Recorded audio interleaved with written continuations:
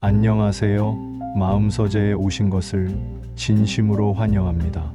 바쁜 일상 속에서도 이렇게 책과 함께하는 시간을 내어주시고 특히 이 자리에 와서 들어주셔서 정말 고맙습니다. 오늘 함께 나눌 이야기는 알베르 까미의 미완성 작품 최초의 인간입니다. 작가가 세상을 떠나기 전 마지막까지 붙들고 있었던 이 원고는 그 어떤 완성작보다도 우리에게 깊은 울림을 전합니다. 인생의 깊이를 아시는 여러분과 함께 이 특별한 여행을 떠나보겠습니다. 구독하시면 매주 새로운 마음의 서재 이야기를 만나보실 수 있습니다. 1960년 1월 4일 프랑스의 한 시골길에서 자동차 사고로 세상을 떠난 알베르 까미, 그의 가방에서 발견된 것은 144페이지 분량의 손글씨 원고였습니다. 최초의 인간이라는 제목이 적힌 이 미완성 소설은 까미가 47세의 나이에 노벨 문학상을 받은 후 집필하기 시작한 작품이었습니다. 작가는 왜 인생의 정점에서 어린 시절로 돌아갔을까요? 이방인과 페스트로 부조리 철학의 대가로 불리던 그가 마지막 순간에 가장 간절하게 그리워한 것은 무엇이었을까요? 답은 이 책 곳곳에 스며 있습니다. 성공과 명예를 얻은 중년의 남자가 되돌아본 것은 가난했지만 따뜻했던 어린 시절, 말없이 사랑해준 사람들, 그리고 자신을 잊게 해준 모든 순간들이었습니다. 소설의 주인공 자크 코르뱀은 까미 자신의 분신입니다. 1913년 알제리에서 태어나 아버지를 일찍 여의고 문맹인 어머니와 엄격한 할머니 밑에서 자란 소년의 이야기가 차근차근 펼쳐집니다.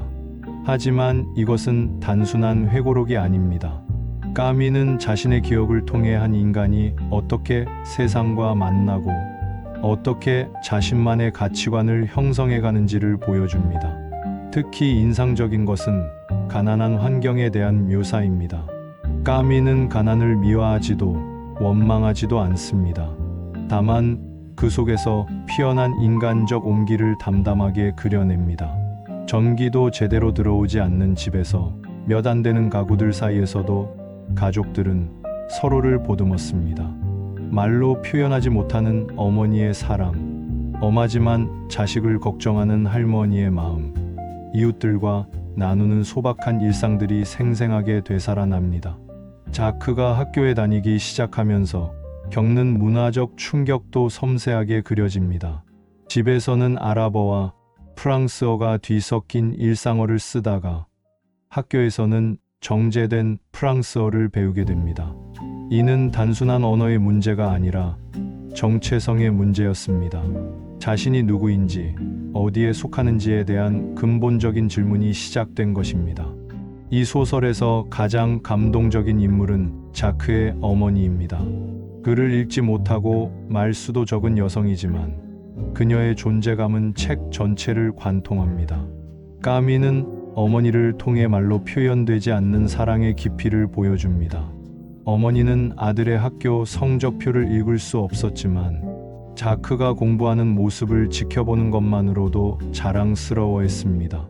아들이 책을 읽을 때면 조용히 다가와 머리를 쓰다듬어 주곤 했습니다. 이런 작은 행동들이 자크에게는 세상 그 무엇보다 큰 격려가 되었습니다. 특히 감동적인 장면 중 하나는 자크가 장학금을 받아 고등학교에 진학하게 되었을 때입니다. 어머니는 그 의미를 정확히 이해하지 못했지만 아들이 기뻐하는 모습을 보며 함께 미소 지었습니다. 그리고 며칠 후 자크는 어머니가 이웃들에게 자랑스럽게 이야기하는 모습을 목격합니다. 비록 틀린 단어들을 섞어가며 말했지만 그 속에 담긴 사랑은 그 무엇보다 순수했습니다. 까미는 가난한 환경이 오히려 인간의 본질적인 면을 드러내는 촉매 역할을 한다고 봅니다. 물질적 풍요로움이 없었기 때문에 사람들은 서로에게 더 의존하고 더 진실하게 대했습니다. 자크의 집에는 늘 이웃들이 드나들었고 서로의 걱정거리를 나누며 함께 해결책을 찾아갔습니다. 인상적인 에피소드 중 하나는 자크가 처음으로 바다를 본 장면입니다. 알제리의 지중해는 그에게 무한한 자유와 아름다움을 선사했습니다. 가난한 동네 아이들이 함께 바다로 뛰어들어 노는 모습에서 까미는 진정한 행복이 무엇인지를 보여줍니다. 돈이 없어도 비록 헝겊 조각으로 만든 수영복을 입고 있어도 그들의 웃음소리는 그 무엇보다 순수했습니다. 또한 자크가 선생님 베르나르 씨를 만나는 장면도 중요합니다. 베르나르 선생님은 자크의 재능을 알아보고 장학금을 받을 수 있도록 도와줍니다. 하지만 그는 단순히 공부만 잘하라고 강요하지 않습니다. 대신 자크에게 세상을 보는 눈을 열어주고 생각하는 방법을 가르쳐 줍니다. 이는 까미 자신이 실제로 경험한 일이기도 합니다. 까미는 이 소설에서 기억의 중요성을 강조합니다. 그에게 어린 시절의 기억은 단순한 과거가 아니라 현재와 미래를 이해하는 열쇠였습니다. 자크가 어른이 되어 다시 찾아간 어린 시절의 장소들, 그곳에서 만난 사람들과의 대화는 그에게 자신이 누구인지를 깨닫게 해줍니다. 특히 아버지의 무덤을 찾아가는 장면은 이 소설의 핵심입니다. 자크는 자신보다 어린 나이에 세상을 떠난 아버지의 무덤 앞에서 깊은 깨달음을 얻습니다. 아버지에 대한 기억이 거의 없었던 그는 무덤 앞에서 비로소 아버지도 자신과 같은 꿈과 두려움을 가진 한 인간이었음을 이해하게 됩니다. 이러한 깨달음은 독자들에게도 큰 울림을 줍니다. 우리 모두에게는 완전히 이해하지 못했던 부모나 가족이 있습니다. 시간이 지나고 나서야 그들의 마음을, 그들의 선택을 이해하게 되는 경우가 많습니다. 까미는 이런 늦은 깨달음도 소중하다고 말합니다. 자크의 성장 과정에서 교육이 차지하는 비중은 절대적입니다. 하지만 까미가 말하는 교육은 단순한 지식 전달이 아닙니다. 그것은 한 인간이 세상과 소통하는 방법을 배우고 자신만의 가치관을 형성해가는 과정입니다. 베르나르 선생님은 자크에게 프랑스 문학의 아름다움을 가르쳐 줍니다. 하지만 그보다 더 중요한 것은 자크가 자신의 감정을 말로 표현할 수 있게 도와준 것입니다. 집에서는 말수가 적은 가족들과 살았던 자크에게 언어는 새로운 세계를 열어주는 도구였습니다. 동시에 까미는 지식이 사람을 가족으로부터 멀어지게 할 수도 있다는 양면성도 보여줍니다. 자크가 점점 더 많은 것을 알게 되면서 가족들과의 거리감을 느끼게 되는 것입니다. 이는 많은 독자들이 공감할 수 있는 부분입니다. 배움을 통해 성장하지만 동시에 뿌리에서 멀어지는 복잡한 감정을 까미는 섬세하게 그려냅니다. 까미의 이전 작품들에서 중요한 주제였던 부조리는 이 소설에서도 나타나지만 다른 양상을 보입니다. 어린 자크에게 세상은 이해할 수 없는 것들 투성이입니다. 왜 아버지는 죽었는지, 왜 가족들은 가난한지, 왜 사람들은 서로 다른 언어를 쓰는지 등등. 하지만 이런 부조리한 상황들 속에서도 사랑은 존재합니다. 어머니의 조용한 사랑, 할머니의 엄격하지만 따뜻한 보살핌, 선생님의 관심과 격려, 친구들과의 우정 등이 자크의 삶을 지탱해 줍니다. 까미는 이를 통해 부조리한 세상에서도 삶을 살아갈 이유를 찾을 수 있다고 말합니다. 특히 자크가 첫사랑을 경험하는 장면들은 매우 아름답게 그려져 있습니다. 소녀에 대한 설렘, 말을 걸지 못하는 부끄러움, 그리고 이루어질 수 없는 사랑에 대한 아련함이 독자의 마음을 울립니다. 까미는 이런 개인적인 경험들이 모여 한 인간의 인생을 만들어간다고 봅니다. 이 소설에서 알제리는 단순한 배경이 아니라 또 하나의 주인공입니다. 지중해의 강렬한 햇살, 뜨거운 모래바람, 다양한 민족들이 섞여 사는 복잡한 사회, 구조 등이 자크의 성장에 큰 영향을 미칩니다. 까미는 알제리를 통해 문명의 경계에서 살아가는 사람들의 정체성 문제를 탐구합니다. 자크는 프랑스계이지만 알제리에서 태어나 자랐고 프랑스 문화를 배우지만 알제리의 땅을 사랑합니다. 이런 복잡한 정체성은 오늘날 많은 사람들이 경험하는 문제이기도 합니다.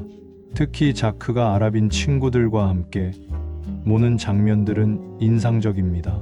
언어와 문화의 차이에도 불구하고 아이들은 자연스럽게 어울립니다. 까미는 이를 통해 편견과 차별이 학습된 것임을 보여줍니다. 순수한 마음을 가진 아이들에게는 피부색이나 종교의 차이가 문제가 되지 않는다는 것입니다. 최초의 인간이 미완성작이라는 사실은 오히려 이 소설의 매력을 더해줍니다. 까미가 살아있었다면 어떤 결말을 썼을까 하는 궁금증도 있지만 지금의 열린 결말이 더 깊은 여운을 남깁니다. 소설의 마지막 부분에서 자크는 자신의 정체성에 대해 깊이 고민합니다. 자신이 누구인지, 어디에 속하는지, 무엇을 위해 살아야 하는지에 대한 질문들은 결국 모든 인간이 던져야 하는 근본적인 물음들입니다. 까미는 이런 질문들에 대한 명확한 답을 주지 않습니다.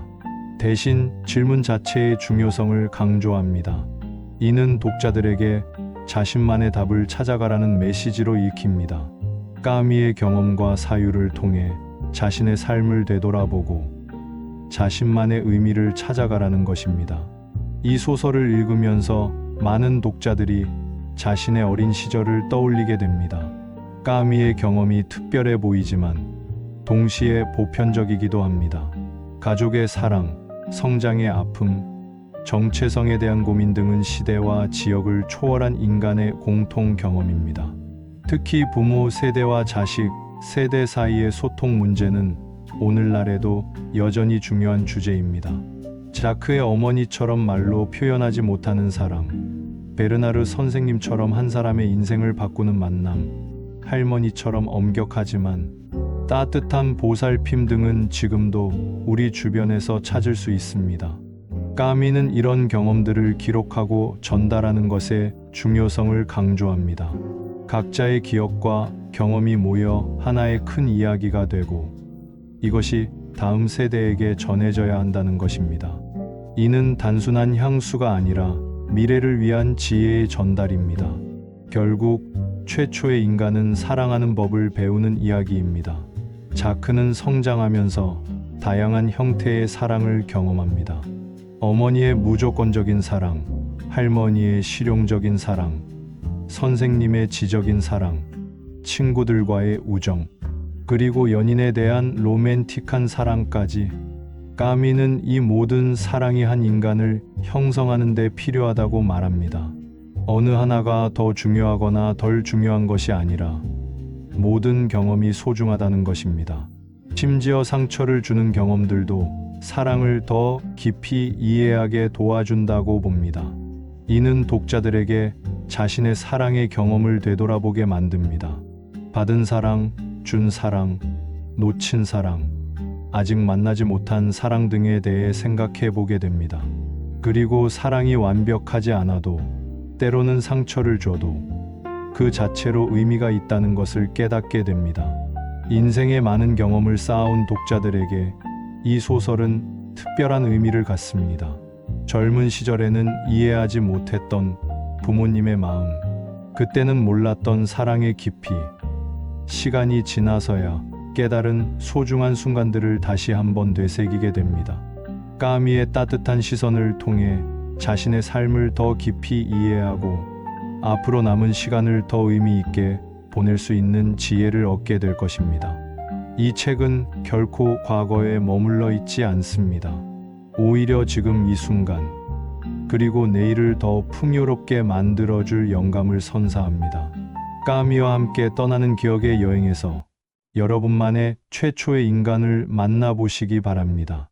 다음 시간까지 안녕히 계세요.